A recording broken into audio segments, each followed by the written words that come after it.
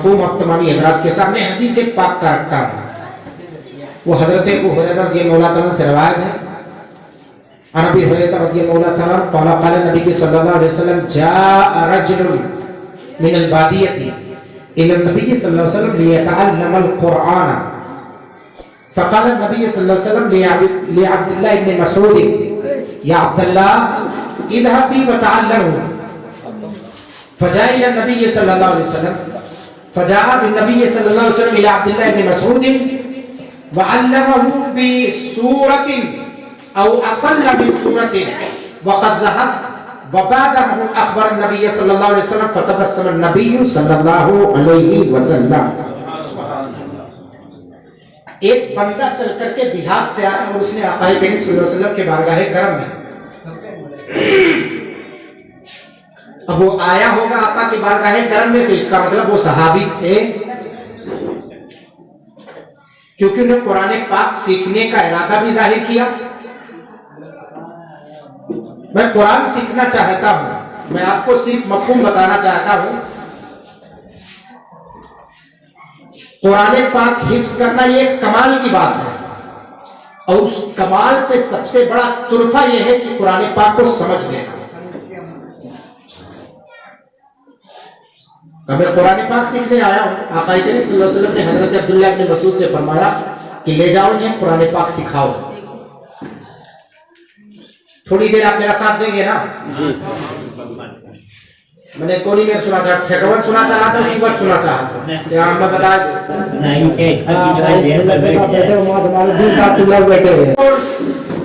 پڑھانے لگے. تو وہی مفہوم آقا کریم صلی اللہ علیہ وسلم کے بارگاہ کرم میں سوال آیا تھا خبر کے سلسلے میں، تو اسی کو آقا کریم صلی اللہ علیہ وسلم تشریف فرما رہے تھے، وہی صورت ان کے ذہن میں تھی، اسی کو شروع کر دیا. بسم اللہ الرحمن الرحیم الہاکم التکاثر حتی زرتم المقابر پڑھا. اور جیسے سورت پوری نہیں ہو پائی، ایک روایت میں 3 آیت اور ایک روایت میں سورت پوری ہوئی تھی، اس نے کہا بس، وہ اٹھا اور چلا گیا.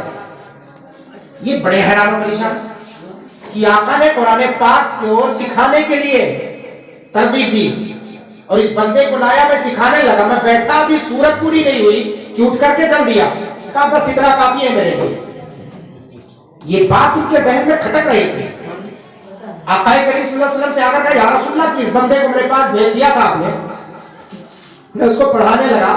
ایک سورت، وہ بھی چھوٹی سورت، حضرت چھوٹی سورت، چند آیتوں پر مشتمل سورت. وہ آیا، اس کو میں نے بتایا، اٹھ کے چل دیا. فتبسم النبی صلی اللہ علیہ وسلم، آقا کریم صلی اللہ علیہ وسلم مسکرا اٹھے. کہیے سبحان اللہ. مسکرا اٹھے. اس کا مطلب آقا کا مسکرانا ایک معنی خیز تھا. حضرت عبداللہ بن مسعود سوچ رہے ہیں کہ آقا مجھے شاباشی دے رہے ہیں یا کیا فرمانا کیا چاہتے ہیں. تو آقا اس نے جو کیا صحیح کیا. آقا کریم صلی اللہ علیہ وسلم فرماتے ہیں اس نے جو کیا وہ عین مطابق کیا. کب وہ کیسے؟ کب وہ جتنا پڑھنا چاہتا تھا اتنا اس نے پڑھ لیا. اب اس کے معنی پر غور کرے گا، پھر اس پر عمل کرے گا. جب عمل کے پیرائے پر کھرا اترے گا تب دوبارہ دوسری سورت سننے کے لیے اور سنانے کے لیے آئے گا. سمجھ گئے؟ چائے لے آئے بچوں مانگو، چائے لے آئے تو پیاز دو. کہاں پیاؤ پیاؤ آئے تو سبے کہیں گلے ہو، پلاؤ پلاؤ. میں تب تک کہ آپ کے ساتھ زندہ ہے، تب تک بندہ زندہ ہے، دل اس کا زندہ ہے، تو اس کا امام اس کے آگے ہی رہے گا. امام اگر اس کے پیچھے ہے تو سمجھو بندہ زندہ نہیں، وہ مر چکا ہے. اے بہو اے پیچھے والے دیکھو سکون اطمینان کے ساتھ چائے آ گئی، اس کا مطلب یہ نہیں کہ وہاں بیٹھ کے انتظار کرو.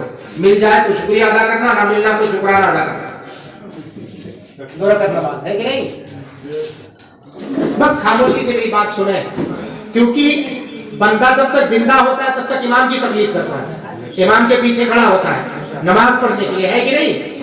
اور جب بندے کا انتقال ہو جاتا ہے تو امام صاحب اس کے پیچھے کھڑے ہوتے ہیں، اس کی نماز پڑھتی ہے، وہ بندہ آگے ہوتا ہے. مفہوم کیا سمجھے آپ؟ مفہوم یہاں سے یہ سمجھ میں آیا کہ جب تک بندہ زندہ ہے اس کے زندگی کی سب سے بڑی ضمانت یہی کہ اس کا امام اس کے آگے ہے. اگر اس کا امام اس سے پیچھے ہو گیا تو اگر زندہ بھی ہے تو سمجھ جاؤ وہ زندہ نہیں بلکہ مردہ نہیں ہو گیا. حضرات بہت پتے کی بات ہو رہی ہے کہ نہیں ہے؟ تو یہ مفہوم آپ سامنے رکھیں ہمیشہ ہمیشہ، صرف ایک دن کی بات نہیں، ہمیشہ اس مفہوم کو آپ سامنے رکھیے. اور امام کا مفہوم تو اتنا زیادہ ہے، میں زیادہ نہیں بس ایک روایت بتا دینا چاہتا ہوں. کچھ لوگ بہت کچھ سمجھنا شروع کر دیتے ہیں. امام صاحب کا حضرت خالد بن صاحب کہا تھا، امام صاحب نے جب کسی سے کہہ دیا بابو چلو نماز پڑھنے کے تو کہا تھا حضرت 10,000 روپے وہی ہمارے دیے تھے، تو کہا کون دن کا کٹی ہو اذان نماز سنبھالو، ہم تو 10,000 دیتے ہیں. یہ جملہ کچھ لوگوں کا ہوتا ہے. میں اپنے کانوں سے کچھ جگہ آپ کی بات نہیں کر رہا، کچھ جگہ ایسے ہے اور کچھ جگہ تو اللہ تعالیٰ رحم فرمائے. حضرت اتنی جہالت ہے، کہتے ہیں ہم کو تو دعا مانگتے ہوئے ہاتھ مانگ کر اللہ تعالیٰ سے مانگتے ہوئے شرم آتی ہے، ہم کیسے مانگیں؟ میں کس کے سامنے جاؤں ہاتھ پھیلانے کے لیے؟ مجھے شرم آتی ہے. اللہ معاذ اللہ. اتنی جہالت، یعنی جہالت ابھی بھی ختم نہیں. آپ سوچیں عورتیں حیرت میں رہیں نہ، یہ ساری چیزیں دور کریں. امام کی عزت تو اتنی ہے کہ اگر کسی نے کہہ دیا میرا یہ کپڑا امام کے کپڑے سے اچھا ہے، اور اگر کسی نے یہ کہہ دیا امام کا کپڑا میرے کپڑے سے نیچا ہے، تو نمازی اس کی بات اس کے پیچھے نمازی نہیں ہوگی. یہ امام کا مفہوم ہے. اتنا ہارڈ مسئلہ ہے، یہ حقیقت ہے. اس کا مطلب امام ہے تو تم اب کپڑے کو نہیں دیکھو گے، تم اس کے عوارض و جواہر کو نہیں دیکھو گے، صرف اس کے دل کو دیکھو گے. کیونکہ بہلول دانا کوئی شاہی لباس میں نہیں بیٹھا تھا. زلیخا نے جب دیکھا تھا تو وہی مٹی لگا ہوا، دھول لگا ہوا، اسی گھروندہ بنانے والی صورت ایک بچے کی صورت اختیار کیے ہوئے تھا. وہ بندہ تب اس وقت پوچھا تھا زبیدہ نے کہ بابا یہ کر کیا رہے ہو؟ کہا بیٹی جنت بنا رہا ہوں. کہا بیچیں گے؟ کہا ہاں بیچوں گا. کہا کتنے میں؟ کہا 30 درہم میں خریدنا ہے. کہا میں خریدتی ہوں. کہا ٹھیک ہے جا، میں نے تیری جنت کو 30 درہم میں عطا کر دیا. اگر وہ دیکھتی ہوتی کہ پاک صاف ہے کہ نہیں ہے، وہ سچا مقفع ہے کہ نہیں، ماما پہنے ہیں کہ نہیں پہنے ہیں، تب اس کی بات مانیں گے نا. ہمارے زدواہی کو چھوڑ دے آپ دل. پھر شروع کیے جا بابو چھپوایا کل کا کرو. میں تمہید پر آ رہا ہوں، مفہوم بالکل وہی. مزاج ایک بن جاتا ہے، کبھی کبھی موڈ ڈسٹرب ہو گیا تو ڈسٹرب جائے پھر گھنٹہ سنا کرو تو ہر کا تو اچھا لگی، ہم میں خودے رہے اچھا لگی، ہم اپنے حساب سے کیا بولیں. مزاج بنتے بنتے بنتا ہے. جھوم کر ایک مرتبہ درود پاک پڑھیں. اللہم صلی علی سیدنا شفیع نبینا مولانا محمد علیہ وسلم صلی علیہ السلام علیہ یا رسول اللہ وسلم علیہ یا حبیب اللہ وسلم علیہ یا نبی اللہ صلی اللہ تعالی علیہ وآلہ وصحبہ وسلم. ابھی کورونا کا دور چل رہا تھا اور چل رہا ہے. ایک نئی صورت میں اومیکرون کی صورت میں آ گیا ہے. اب دیکھیں اگلی مرتبہ کس صورت میں آئے گا. صورت بدلتی رہے گی لیکن سرٹیفائی کب آپ کرو گے؟ جب آپ کو ویکسینیشن کر دیا جائے گا، تب ویکسین لگا دی جائے گی، تبھی تو سرٹیفائی ہوں گے. یہی تو لوگ کہتے ہیں. ہر نئے اعتبار سے، ہر نئے دور سے لوگوں کو گزرنا پڑتا ہے. بھائی اس معاملے پر میں کلام نہیں کروں گا اسٹیج پر بیٹھ کر کہ ویکسینیشن لینا چاہیے کہ نہیں لینا چاہیے. اگر میں ابھی کہہ دوں نہیں لینا چاہیے تو ہو سکتا ہے یہاں پر کوئی بیٹھے بیٹھے وہاں تک بات پہنچایا کہے لو حضرت فلاں حضرت منع کر رہے ہیں. یہ آپ کا ادھیکار ہے ووٹ کی طرح. آپ چاہے تو ووٹ دے کسی کو اور چاہے تو نہ دے. زبردستی آپ کو گھر سے کوئی نہیں لے جا کر کے دلوائے گا کہ آپ ووٹ دیجئے، کیونکہ یہ آپ کا ادھیکار ہے. آپ کس کو دینا چاہتے ہیں یہ نہیں کہہ سکتا آپ فلاں پارٹی ہی کو دیجئے. یہ آپ کا ادھیکار ہے. آپ کا دل جدھر کہے وہاں دیجئے. سمجھ رہے ہیں اس بات کو؟ ایسے یہ ویکسینیشن کا مسئلہ ہے، کوئی زبردستی والی صورت نہیں ہے. آپ اس کو سمجھ جائیے. میں بتانا یہ چاہتا ہوں کہ آپ کو محفوظ کب مانا جاتا ہے حکومت کی نظر میں؟ جب آپ ویکسینیشن یعنی ویکسین لگوا لیتے ہیں تب. میں نے ایک حدیث پاک پڑھی، میں اسی کی تشریح کر رہا ہوں.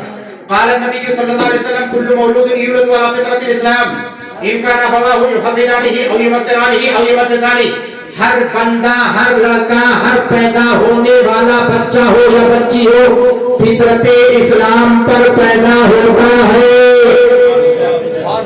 کس پر پیدا ہوتا ہے؟ فطرت اسلام پر پیدا ہوتا ہے۔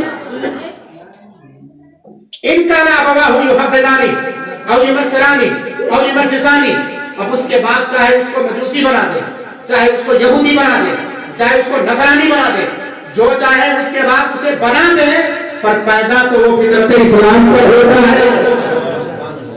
پیدا کس پر ہوتا ہے؟ فطرت اسلام پر۔ ایک سائنٹیفک نظریے سے آپ دیکھ رہے ہیں، آپ کو پتا چلے گا فطرت اسلام پر پیدا ہوتا ہے۔ ہاں، فطرت اسلام پر پیدا ہوتا ہے، اس کا وجود فطرت ہے، اس کا وجود ہی اس کی فطرت پر دلالت کرتا ہے۔ وَمَنْ فَطَرَكَ اے وَمَنْ خَلَقَكَ خَلَقَ الْغَنَّ، کسی اور نے نہیں پیدا کیا تمہیں، اللہ تبارک و تعالیٰ نے پیدا فرمایا، کسی اور نے نہیں پیدا فرمایا، پروردگار نے پیدا فرمایا۔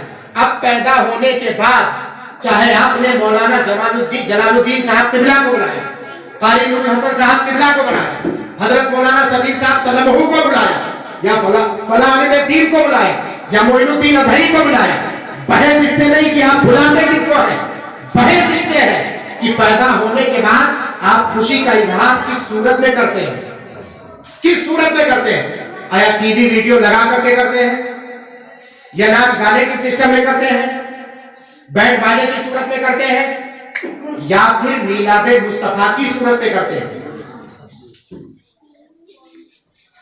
اگر آپ نے ناچ گانا کروایا تو فطرت کے خلاف کیا، اگر آپ نے ٹی وی ویڈیو یا پردہ لگوایا تو فطرت کے خلاف کیا، یعنی جس فطرت پر بچہ پیدا ہوا اس کے فطرت کے خلاف آپ نے کیا۔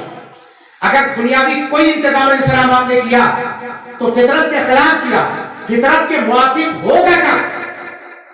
قد خلق اللہ تبارک و تعالی علی فطرت الاسلام، اللہ تعالیٰ نے اسے فطرت اسلام پر پیدا فرمایا، فطرت پر ہوگا کیا کہ جب اسلام پر پیدا فرمایا اللہ تعالیٰ نے فطرت اسلام پر، تو آپ ایسے شخص کا نام لو جو اسلام کا مرکز ہو، جو اسلام کا محور ہو، کسی اور کا نہیں۔ اگر اللہ اس کے رسول کا تذکرہ کروا رہے ہیں اس کے پیدائش کی خوشی میں، تو اس بچے کے فطرت کا اور اس بچے کے اپنے بڑکپن کا یا اس بچے کے فخر میں یہ سامان پیدا ہو جائے گا کہ پروردگار نے مجھے فطرت اسلام پر پیدا فرمایا اور میرے ماں باپ نے اللہ اس کے رسول کا تذکرہ دیا، دونوں چیزیں اکٹھا کر ٹکرا گئی۔ اب قبر میں وہ سوال و جواب دینے کے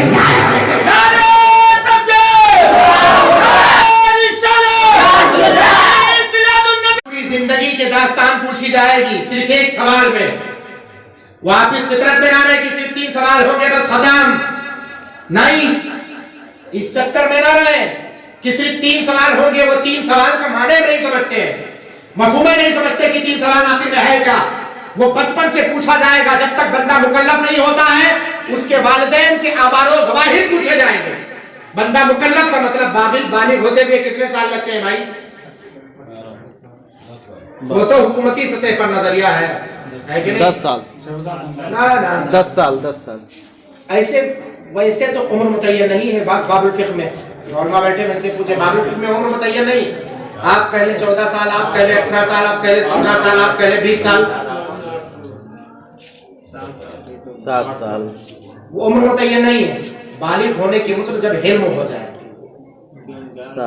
7 رشد و ہدایت کو پہنچ جائے، کبھی وہ 14 سال کی عمر میں ہوتا ہے، کبھی وہ 16 کی عمر میں ہوتا ہے، کبھی 17 18 بھی پہنچ جاتا ہے، وہ باب العلم میں پہنچ جائے تب اس کی ایک کیفیت، ایک کنڈیشن ہے اس کا۔ اس وقت سے تب اس سے شریعت مواخذہ کرے گی کہ تم نے پڑھا کہ نہیں پڑھا، نماز کا ادا کیا کہ نہیں کیا، روزے ادا کیے کہ نہیں کیے، زکوٰۃ و صدقات جو بھی ہے اگر وہ پھر باب الاستطاعت میں داخل ہے، من استطاع الیہ سبیلا میں، تو پھر حج کیا کہ نہیں کیا، وہ الگ ایک باب ہے۔ 14 سال تک، 15 سال تک، 16 17 سال تک جب تک وہ بالغ نہیں ہو رہا ہے تب تک کس سے پوچھا جائے گا؟ تب تک اس بچے کے ذمہ دار اس کے والدین ہوتے ہیں، اس کے ماں باپ کے 23 سوال پوچھا جائے گا۔ اے آنے والا بتا، اب مجھے آپ صرف اتنا بتایا، میں ایک سائنٹفک نظریے سے آپ کو ایک تحقیقی بات بتانا چاہتا ہوں، बात समझ में मेरी आ रही कि नहीं आ रही? जितने लोगों को समझ में आ रही हाथ उठा करके बताएं, मैं समझूंगा कितने लोग समझ रहे। अब नीचे कर लीजिए, समझ में आ गई कितने लोग समझ रहे हैं? ठीक है, समझे आप? उस वक्त कब्र में आप सोचेंगे हजरत ये मोइनुद्दीन अज़हरी आके बयान क्या करना चाहता है? कब्र में 3 सवाल होंगे। पहला सवाल, मन रब्बुका, तेरा रब कौन है? मा दीनुका, तेरा दीन कौन है? मा कुंता तकुलु फी हक़्क़ि हाज़ा रजुल, इस मर्द हक के बारे में कहा क्या करता था? बस 3 सवाल होंगे बस। मैंने कहा नहीं, यही तो पहचान नहीं पाए। फरिश्ता ये पूछेगा, मा कुंता तकुलु फी हक़्क़ि हाज़ा रजुल। अब तर्जमा मेरे अंदाज से करो, ये उलमा बैठे हुए इनसे पूछो, लफ्ज़ काना फेले मुजारे पर दाखिल हो तो इस्तिमरार व दमाम का माना देता है। मतलब ये हुआ, मा कुंता तकूल, तू प्यारे मुस्तफा के बारे में कहा क्या करता था? फरिश्ता ये नहीं पूछ रहा है आप बताओ इनके बारे में क्या कहते हो, ये नहीं पूछता है ना, क्या कहा करता था। लफ्ज़ था किस माने पर दलालत करता है भाई? किस बारे में पूछा जा रहा है? जिंदगी ही के बारे में तो पूछा जा रहा है। क्या कहा करता था मतलब यह है, आपका बेटा है, आपके गांव आया, आपके सामने पहुंचा, कारी नूर हसन साहब, अबुल हसन साहब किबला पहुंचे, मौलाना जमालुद्दीन साहब किबला पहुंचे, फलां जनाब जी पहुंचे, सिरडी साहब, कराची साहब पहुंचे। बाबू क्या कर रहे थे? ये थोड़ी ये पूछ रहे हैं कि अभी बताओ तुम क्या क्या रहे हो, नहीं, बल्कि तुम क्या किया करते थे, तुम क्या कर रहे थे? बाबा मैं मुंबई था, वहां ये काम कर रहा था। इसका मतलब यहाँ की जिंदगी के बारे में नहीं, बल्कि वहां की जिंदगी के बारे में पूछा जा रहा है। ऐसा ही कब्र में वो बंदा जब सवाल उससे पूछा जाएगा, फरिश्ते ये नहीं पूछेंगे आप बता इस जर्नल मुस्तफा को देख करके ये बता कि तुम ये पहचानता है कि नहीं पहचानता है?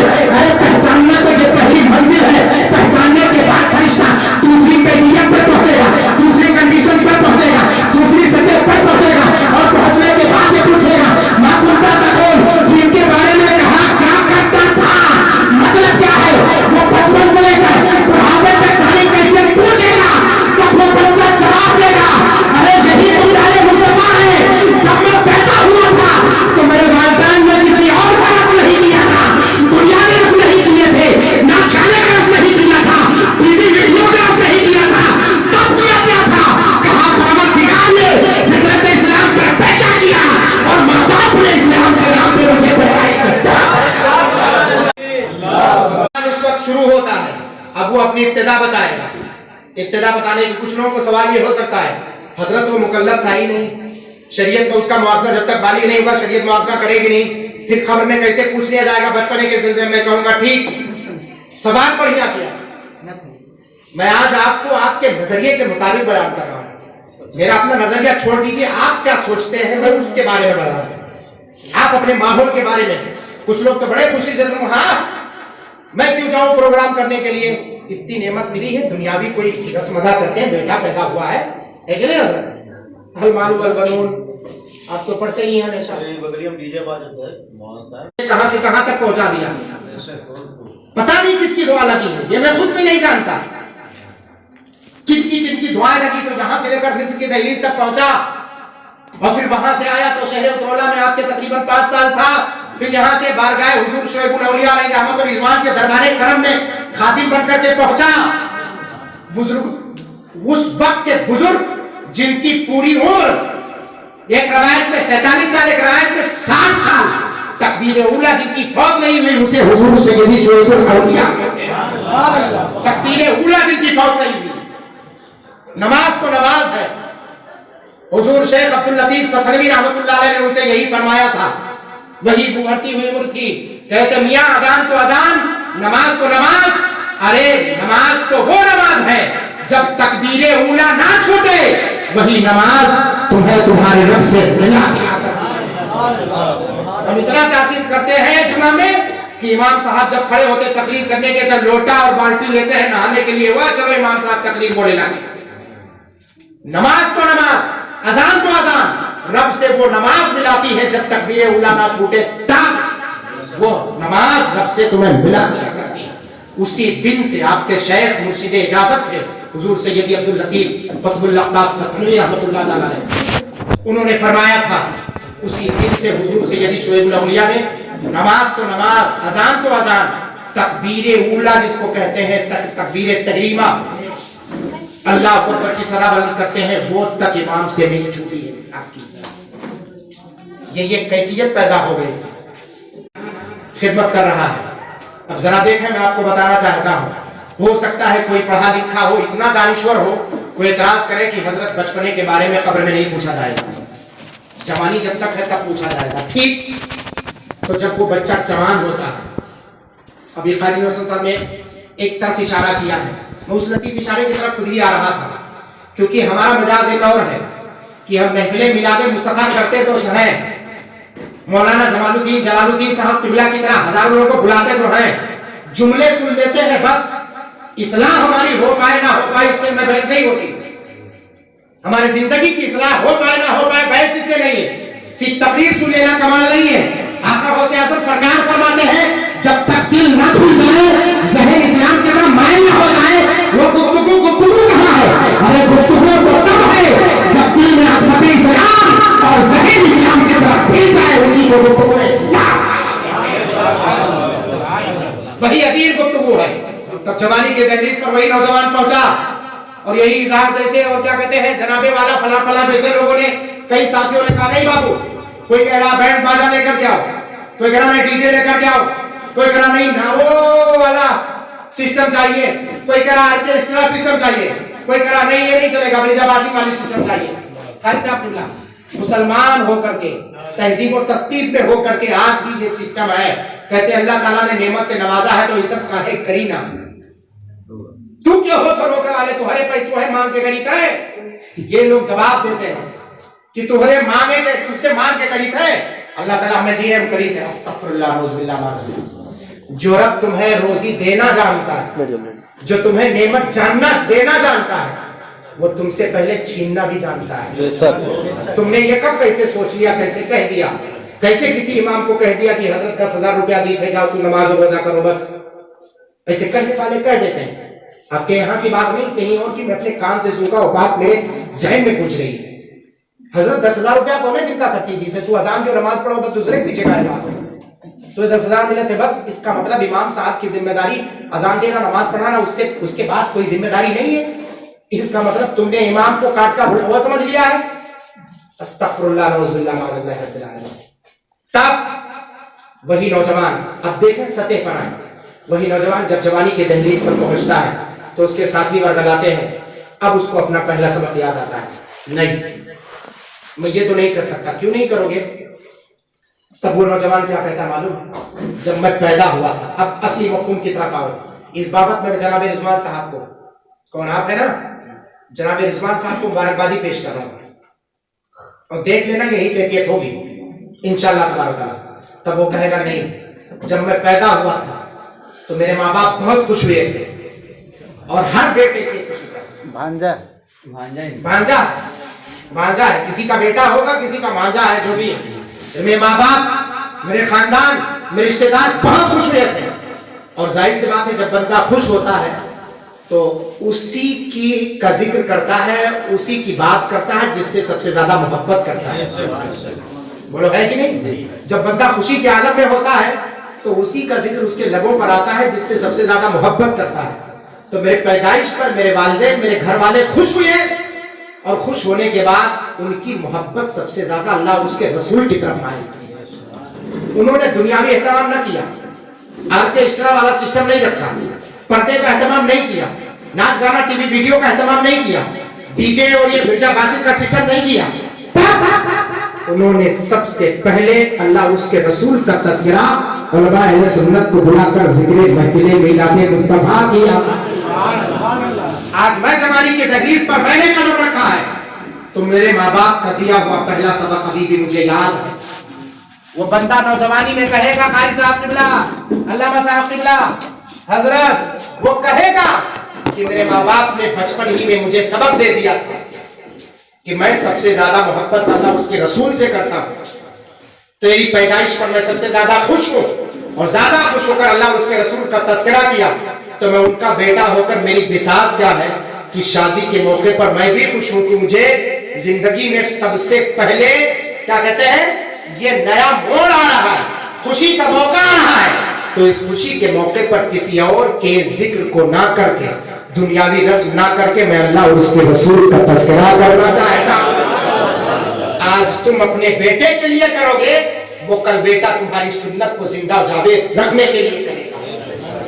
तब जब फरिश्ता पूछेगा मा कुंता तक़ूलु फी हक़्क़ि हाज़ा रजुल, इस मर्दे हक के बारे में कहा क्या करते थे, तब वही बेटा पुकारेगा मैं तो पैदा हुआ था, मुझे कुछ पता न था, मेरे वालिदैन ने मेरे खुशी पर सबसे पहले मिलादे मुस्तफा किया था। यही जलवे मुस्तफा की तशरीह करवाई थी, यही प्यारे मुस्तफा के जलवे की तशरीह करवाई थी। इन्हीं के जलवे के, इन्हीं के हुस्न को निभाया गया था, इन्हीं के हुस्न को बुलंद किया गया था। कोई उसमें कह रहा था वो करवाने हुस्न हुजूर है कि घुमाने ना जहां नहीं, यही फूल खान से दूर है, यही शम्मा है कि धुआं नहीं। कोई उसमें से कह रहा था उन्हें जाना, उन्हें माना, लखा खैर से काम लिल्लाहिल हम्द में दुनिया से मुसलमान गया। कसम खुदा की महफिल मेराज से जब जवाब तुम्हारा शुरू होगा, तो महफिल मेराज से जब शुरू होगा तो जवाब देने के लिए तुम्हें अगर कोई कमी हो जाएगी तो आने वाला कोई और नहीं, वो मेरा दलाल आएगा। कभी तो भाई पर बुला रहे हैं, अरे खड़े हैं मुनकर नकीर सर पर, न कोई हामी न कोई आवर, बता दो आकर मेरे पैगंबर कि सख्त मुश्किल जवाब दे।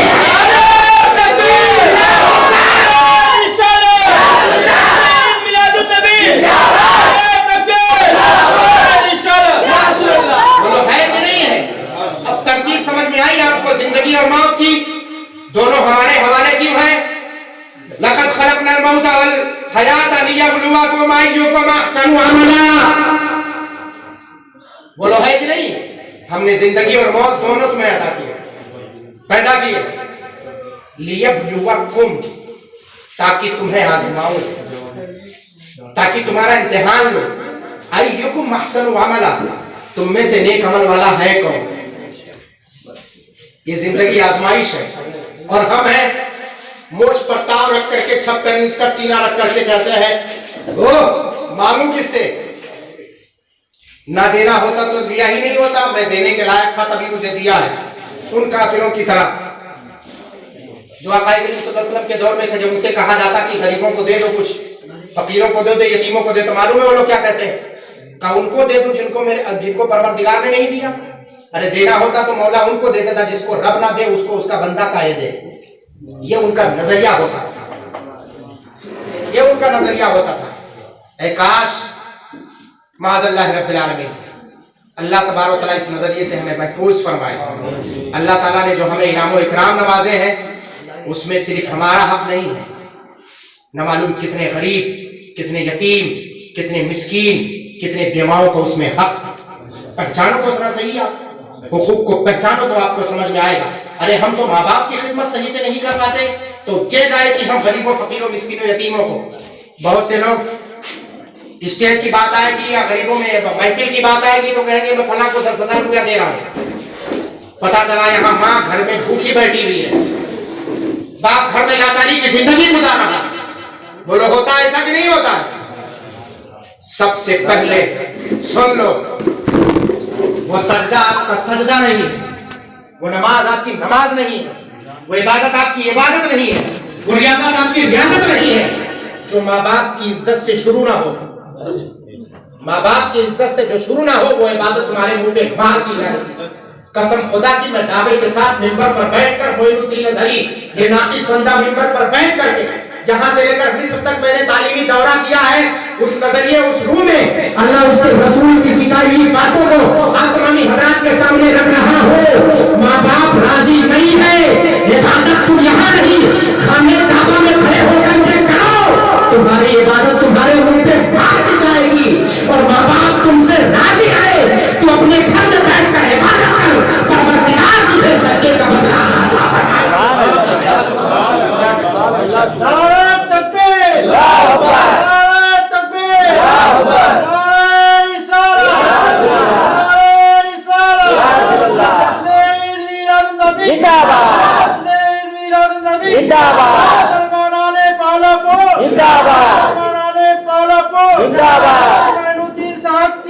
जिंदाबाद अल्लाह अकबर या सुभान अल्लाह सुभान ये कैफियत है।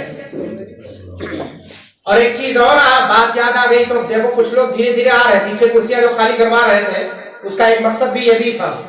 मैं जानता हूँ कभी कभी कुछ लोगों के दिल में बात जब बैठती है, दूर से माइक लगा हुआ होता है तो सुनते चले आते हैं।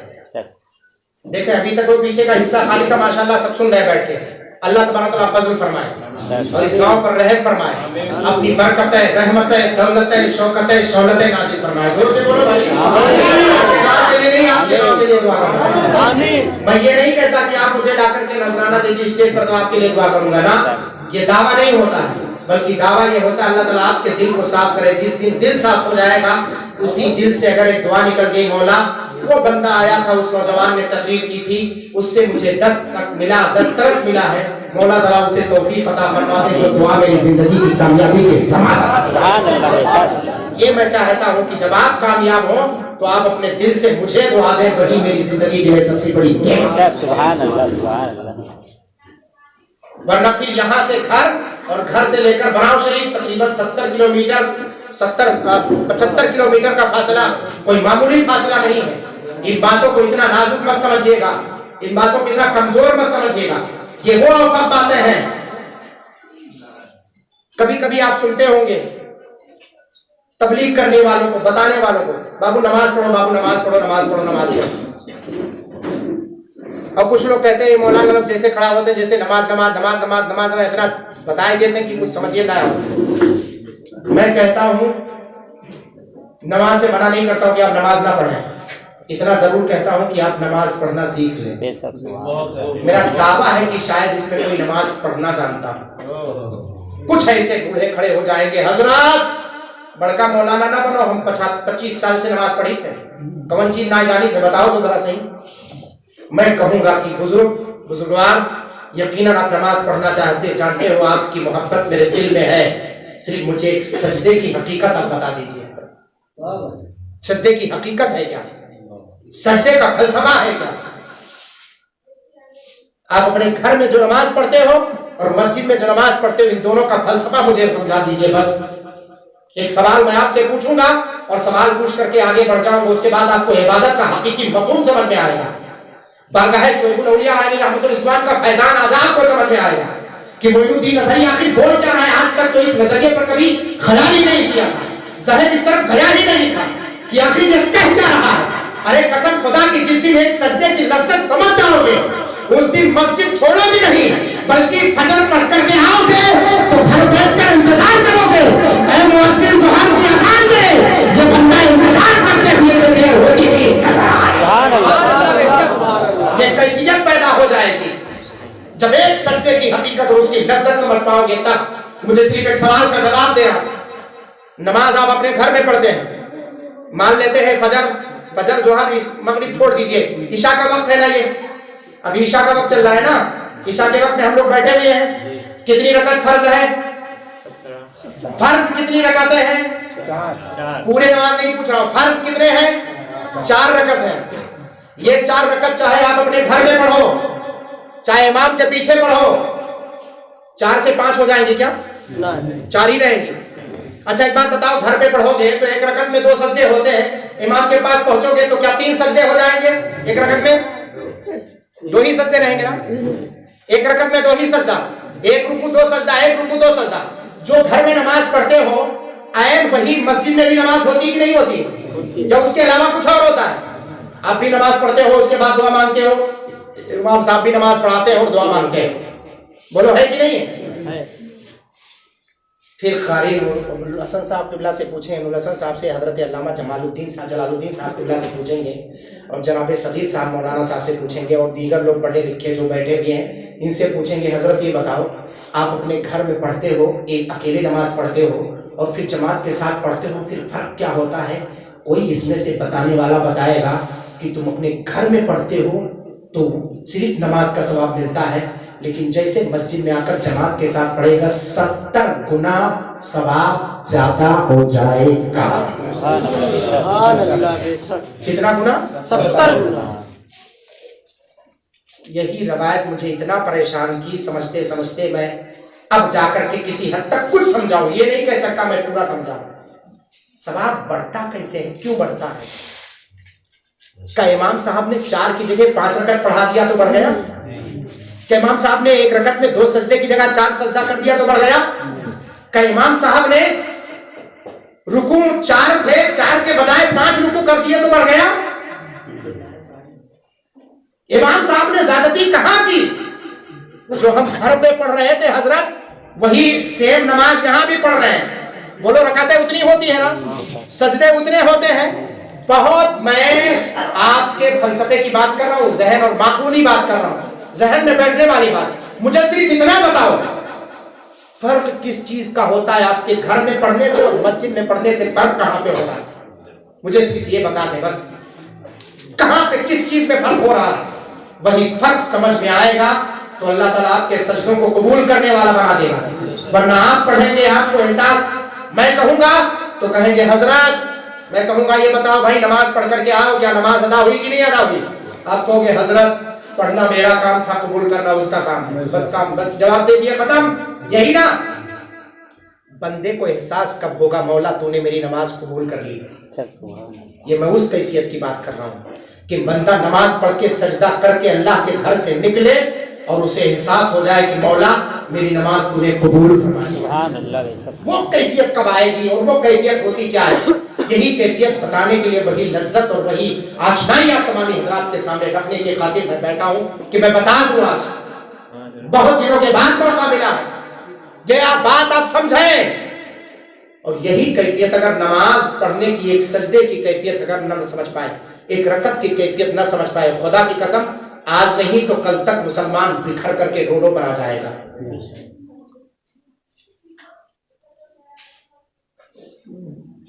علامہ اقبال کی وہ شعر و شاعری بکھر کر کے رہ جائے گی. متحد ہو تو بدل ڈالو زمانے کا نظام، متفق ہو تو مرو شور مچاتے کیوں ہو، مختلف ہو تو. حضور حافظ ملت علی رحمت الرضوان اشرفیہ کی سرزمین سے فرمائیں اختلاف موت ہے، اتحاد زندگی ہے. اتحاد زندگی ہے، اختلاف موت ہے. مجھے صرف ایک بات آپ کے گھر میں اور مسجد میں نماز پڑھنے میں صرف ایک بات سمجھ میں آئی کہ مولا زیادتی کچھ نہیں ہوتی ہے، بس اپنے گھر میں اور مسجد میں نماز پڑھنے میں فرق یہ ہوتا ہے کہ اپنے گھر پہ میں نماز پڑھتا ہوں تو میں اکیلا ہوتا ہوں، مسجد میں نماز پڑھتا ہوں تو میرے دائیں طرف بھی میرا ایک بھائی ہوتا ہے، میرے بائیں طرف بھی میرا مسلمان بھائی ہوتا ہے. اس کے سوا اور کچھ زیادتی ہے؟ اس کے سوا اور کچھ زیادتی ہے؟ ایک نماز پڑھ رہے ہیں یعنی 4 رکعت، اور ہر رکعت 4 رکعت 70 ایک رکعت 70 رکعت کا ثواب ایک رکعت میں ملے گا. اب اس میں مختلف روایتیں علماء اہل سنت جانتے، کسی نے 40 کہا، کسی نے 25 کہا، کسی نے 27 کہا، حضرت کسی نے 70 کہا کہ جماعت کے ساتھ نماز پڑھنے میں 70 گنا ثواب زیادہ ملتا ہے. تو اگر 70 ملتا ہے تو کتنا ہوا بھائی؟ 7 چوک 28 280 کتنے ہوئے؟ 4 رکعت نماز پڑھے تو کتنی رکعت کا ثواب ملا؟ 280 رکعت پڑھنے کا ثواب صرف ایک فرض میں آپ کو مل گیا. کبھی آپ نے سوچا اس بات کو؟ یعنی صرف 4 رکعت آپ نے پڑھا، 280 رکعت. ارے گھر میں ایک دن نہیں، 2 دن نہیں، مہینے بھر پڑھتے رہو تو شاید اتنا ثواب مل پائے. قاری صاحب قبلہ اتنا ثواب شاید مل پائے، نہیں مل پائے گا. لیکن ایک وقت میں صرف آپ جماعت کے ساتھ نماز پڑھ لو تو 280 یعنی 4 رکعت ہو تو، اور اگر 2 رکعت ہے تو کتنا ہوا؟ 140. اب بتاؤ فجر میں 140، ظہر میں 280، اگر جماعت کے ساتھ پڑھو. میں صرف اتنا جاننا چاہتا ہوں پالا پور کے مسلمانوں، مجھے اگر موقع ملا ہے تو آپ بتائیں فرق کہاں پر ہوتا ہے؟ یہ اتنا ثواب مل کیوں رہا ہے؟ جواب دیں آپ، بس آپ نہیں جواب دیں گے تو میں آپ کو جواب دوں گا، لیکن حقیقت سمجھا کر کے جاؤں گا. صرف اتنا ہے کہ آپ کے داہنے طرف ایک اپنا بھائی ہوتا ہے، آپ کے بائیں طرف بھی آپ کا بھائی ہوتا ہے، آپ متفق و متحد ایک صف میں کھڑے ہوتے ہیں اور اس صف کی کیفیت یہ ہوتی ہے کہ اسی میں وقت کا امیر بھی ہوتا ہے, اسی میں وقت کا غریب بھی ہوتا ہے, اسی میں وقت کا مسکین بھی ہوتا ہے, اسی میں وقت کا یتیم بھی ہوتا ہے. اب کوئی امیر یہ نہیں کہہ سکتا کہ میں اپنے دسترخوان پر مرغ مسلم کھاتا ہوں تو اپنے دسترخوان پر نمک روٹی کھاتا ہوں, میرے ساتھ کھڑا مت ہو. اتنی جرأت کسی امیر کو نہیں ملی, کسی بادشاہ کو اتنی جرأت نہ ملی کہ نماز کے سب پہ کھڑے ہو کر کے کہے کہ تم میری رعایا ہے, میرے بغل سے نکل جا, کیونکہ وہ اللہ کے گھر میں کھڑا ہے. بڑے سے بڑے بادشاہ کے اندر اتنی طاقت نہیں کہ کسی غریب کو اس سب سے نکال